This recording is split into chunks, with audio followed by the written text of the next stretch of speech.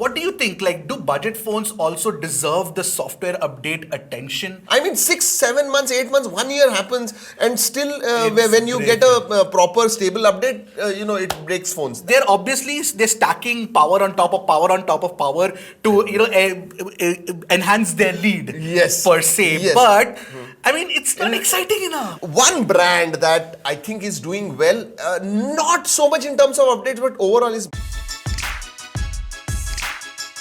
Welcome to the first podcast of 2023. I'm kind of excited for this year because we're going to be doing podcasts not only on the English channel. There's something interesting happening. Yes. I want to lead on with that. Sorry, Arun. Yeah. But we have Arun once again, and there are some interesting things happening and stuff that we want to talk about. Yes, we want. What are we going to talk about today? Okay, today we're going to talk about two topics, Arun. One is software updates. There was this, very interesting MKBHD tweet, and I sort of caught on that, and I was like, what is that? What was the he tweet? says, and I quote, hot takes, no more budget phones, just longer software support on flagships. Oh, no budget phones. I'm not too sure if that is going to be true to India. Yeah. But in Western country, in US and all, it might be that. But, that's a very, very interesting thing. Let's discuss that. Let's discuss that. The other topic is, of course, Apple's very rare January event. Which they never do. We gotta call it like, oh my god, they're doing a January event. Yeah. And of course, the M2 Pro, M2 Max, and along with that, a couple of products, which is the Mac Mini upgraded. I'm most excited about Mac Mini. We'll come to that. Yeah, we'll come to that. Yeah. Okay. So, lot to talk about, and it's going to be exciting. And as usual, we have not even discussed. He only said that, these are the topics we are going to discuss on today's podcast. And that's what we are going to do. It is all going to be from the heart and from the brain as well. Yes. But it is going to be absolutely what we feel. That's what it's going to be. Absolutely. So if you haven't subscribed to the channel yet, do that and let's begin. Yes. Okay, let's start with, of course, NKBHD's hot take. Like you mentioned, budget phones don't need to go away. Yeah. But there are too many of them, in my opinion.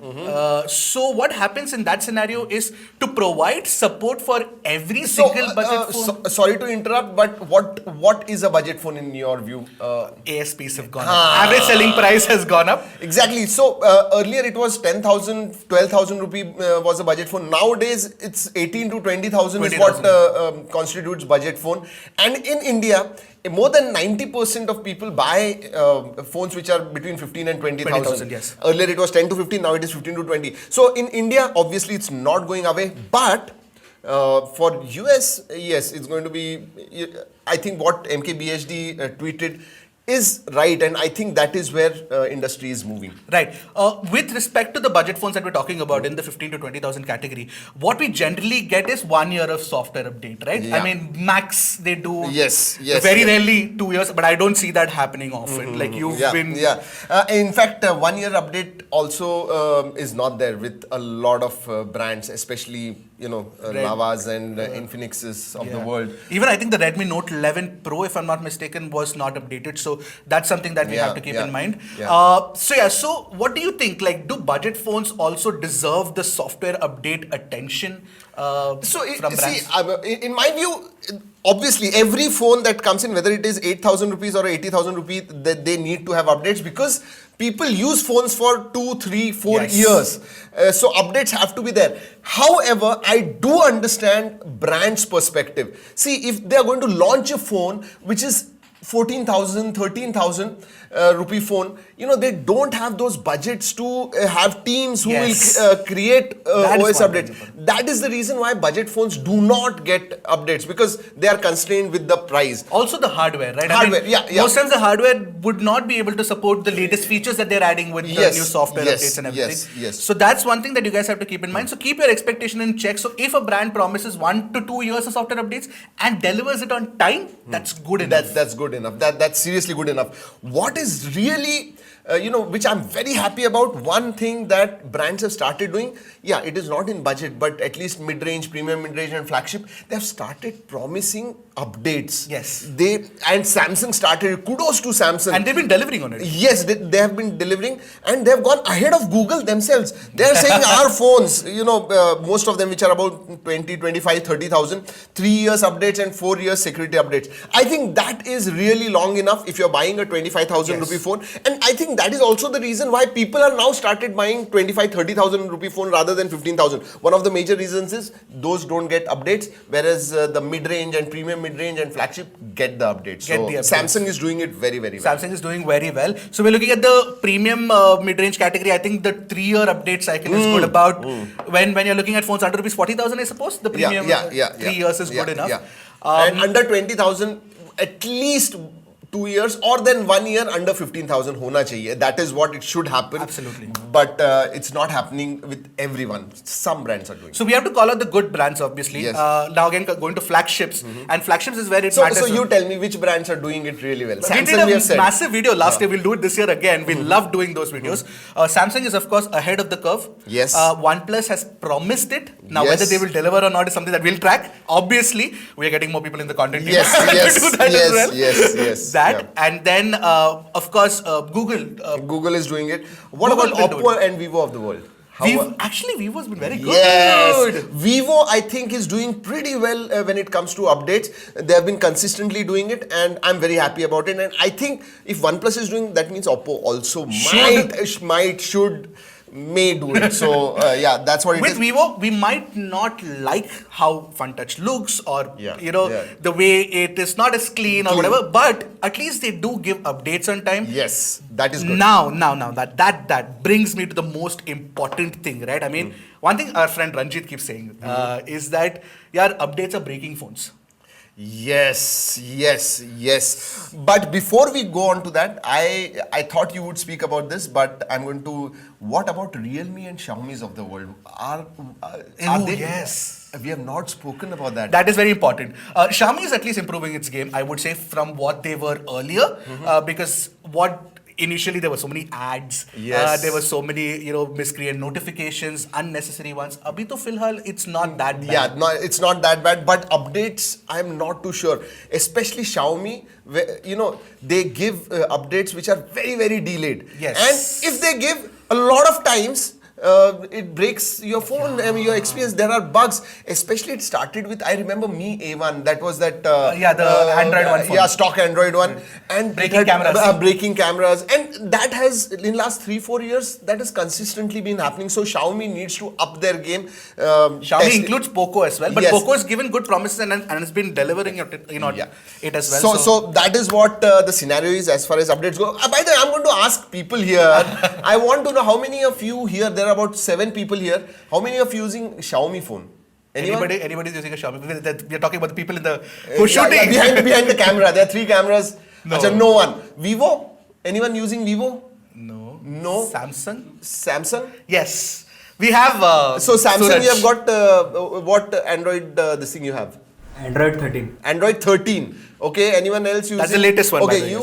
Android 13. Android 13, which phone? F62. F62. Samsung F62. Nice. Android 13 One UI 5. Yeah. So one of the reasons why Samsung is also doing well in their sales is because of these update things. Let's ask him.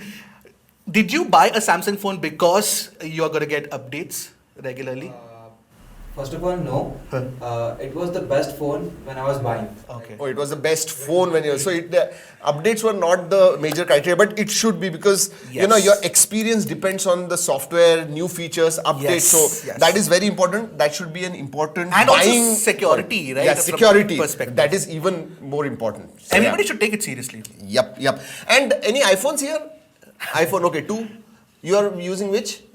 iPhone 11. iPhone 11. Okay, and you have got the latest update. We don't even have to ask. So 16.2 is here. 16.2. Okay. All right. Yes. What next? So that the point again, we come back to Realme now about what they did with Realme UI. Obviously, they fixed a lot of the concerns that were raised, but it's not good. It's not looking good. It's not looking good. Yeah. When you're pricing a phone around 25,000 rupees and then you add bunch of unnecessary recommendations and ads, and that too so irritating that you cannot skip them. That is very, very bad. I'll tell you what, Realme till end of 2021, they were the most promising brand. Yeah. But in 2022, Realme has gone downhill. They have not launched too many phones, and then whatever they have launched are not, kind of up to the mark. So, Realme again needs to up their game. I think One brand. Let's hope. Let's hope. One brand that I think is doing well, not so much in terms of updates, but overall is Motorola. Motorola is very good. Yeah. They have started. Earlier, they were not. They're telling ki I'm going to give you 1 year update. Now they've started 1 year, 2 year updates. They have started. So that is good. Motorola, keep at it. In this year, we need at least minimum 2 years major updates and 3 years security updates. What do you think about updates breaking phones? Like, I mean, simple question, very simple question. Should a user update their phone as soon as the update comes in, especially about Android? With iOS, most people do generally. For me, it is a crime if you're giving an update and it is breaking something. Because see, there is alpha, there is beta, they do testing. And especially Xiaomi does it for 2 to 3 months. There's beta 1, 2-3 mahine, and then beta 2, there is 2-3 months. I mean, 6-7 months, 8 months, 1 year happens, and still when you get a proper stable update, it breaks phones. That's not done. That's not done at all. So I don't think update should break. Never. Proper testing should happen. That effort. So you're saying the brands themselves should ensure that OTAs, whatever come in, they shouldn't break phones. They shouldn't. Absolutely never. But now, if you want my suggestion, what I tell in my videos to consumers, that if you are not too aware, if you're not a techie, please do not update it immediately. 15-20 days, 1 month, wait, and then do a major update. There is an interesting thing that happened on Twitter once again. You remember Ashwin Sundar? Yes, so he tweeted out recently saying that Samsung's update, one of the update, actually broke something on WhatsApp for him. And he was outside, like he was traveling, and he needed access to WhatsApp, and he had to do something to get that back. He's saying that please don't update if you're not at home and you have a lot of time. Yeah, I think that is true as well. Yeah. I agree. So if you're not tech tilted person, please wait for, don't update it immediately when you're on Android. iOS, do you hear? I mean, very rarely. It might happen. But there were bugs in iOS as well, but not breaking bugs. It was not a deal breaker sort of a thing. So, like for example, on my iPhone, even right now, WhatsApp has this orientation switch bug where it'll cut, some part of the image. It's really bad. It's bad. That thing happens. Agreed. So, okay, now that's enough of updates, and I hope that you guys found something, to take away from here. Two things I will tell you again. I'll repeat. Yes, please. One is, do not update it immediately if you're on Android. That is one. And during buying, when you're buying a smartphone, please ask how many updates, major updates and security updates you're going to get with the phone. Yeah. If you're not going to get it, I will suggest stay away from that phone. Yes. Please ensure that if you're spending your money, you get software updates. Now, okay, very interesting January event has happened, or not even an event, just an announcement. Apple has announced three things: M2 Pro, their new chip upgrade on the M2, M1 Pro's upgrade, M2 Pro and M2 Max. These two chips are going to be inside MacBooks, the 14-inch MacBook and the 16-inch MacBook. But the most interesting product is that Mac Mini with M2 and the Mac Mini with the M2 Pro. Yeah, yes. And I'll tell you what, the price. I'm going to talk about price first, because why I'm so excited is because the base variant will be 59,990. Yes. Under 60,000, that Mac Mini. And if you're getting a Mac Mini and you can do proper editing, video editing and multitasking and gaming on it. Gaming and video editing. Wow. I mean, at 60,000, a lot of people are going to buy that, and a lot of people are going to really enjoy that experience. At 60,000, I think it is worth it. The reason why I'm so excited is that you're getting that kind of a power in that much money, and that to an Apple product. And a tiny little product. Yeah, tiny little product. Wow. I mean, I am excited. But let's talk about Max and Pros, the chipsets that they have launched. I think they are just incremental updates. Yes, I mean, at least. What do you think? I mean, they're obviously stacking power on top of power on top of power to enhance their lead. Yes. Per se, but I mean, it's not exciting enough. Yeah, real world, does it makes so much difference in real world. actually Like switch 38 cores of GPU and 16 cores For the pros, CPU, maybe, for the 90 professionals. but that's a very Tiny segment. very tiny segment. From general consumers, I think Mac Mini is one which I'm very excited about. That is And true. that might really move a lot of people from Windows to actually Actually, Apple. I have an interesting question to ask you. Remember when back in the day, if we were to say like, okay, if you want a Mac machine, you get a MacBook Air, Yeah. and that was very popular, right? The yeah. MacBook Air, the silver one, Yeah. extremely popular. So many people bought it, yeah. student discounts, everything, Yeah. right? But now even the MacBook Air is not accessible. It's Yeah. kind of expensive. Above 1 lakh, 1 Above lakh 1 10,000 or something So like that. will the Mac Mini at 60,000 replace that MacBook Yeah, Air is my question. that- Will people buy MacBook Airs if there is no portability? I am thinking that because you know what, 4 years back, I remember that MacBook Air used to get in about 60,000 rupees, and if you bought it in sale, you used to get it for about 50,000. Yes. That's why you see so many startups actually picked up a bunch of MacBook Airs for everybody. Not only that, even people who could not afford, they, I had people asking me, do you have a credit card because 10,000 off. So I have bought MacBook Airs to a lot of employees of ours at that time. Nice. So essentially, MacBook Airs were very popular. Now they are not so much because of the price, but Mac Mini is going to replace, is what I am thinking. Really? Yeah, Nice. I really think. Yeah, it's not portable. I mean, it is portable, but you're not going to carry that everywhere like a MacBook Air. But whoever wants to be in Mac or Apple ecosystem and want to have a computer, they might really look to Mac Mini, because even Windows, if you get a proper PC, it will cost you 50, 60, 70,000. Yeah, it will a easily, normal yeah. i5, even i7 with 8 GB RAM will be For about, that, this will be really good. For that, this is Yeah, very good. So I'm thinking, because of that price, 59,990, Mac Mini becomes wow. It becomes wow. A lot of people are going to buy that. Sajid and I were having this discussion. What if somebody made a portable, like a laptop version of the Mac Mini, and we were thinking of using the 3D printer that we have in our office to cut. Oh, yeah, that might be. There will be, and I'll tell you what, if once Mac Mini sales come in and a lot of startups watch it, they will come up with some solution where you'll have a display and monitor attached to something like that. They'll bring an accessory to Mac Mini. That will be nice. That will be nice, actually. That will be Yeah, very interesting. yeah. So the Mac Mini is obviously the one that we are excited about, about. purely because of the pricing. Yeah. But everything else, the internals, everything is very thanda. हाँ, ज़्यादा difference नहीं है ना, nothing much. It's just, the power is increased, and for a Mac Mini to give that much power is very important. So, Final question. Anybody on a M2 MacBook Air, like this one that's out here, or an M1 MacBook Air, or a M1 Pro machine, M1 Max machine, should they even look at this side now?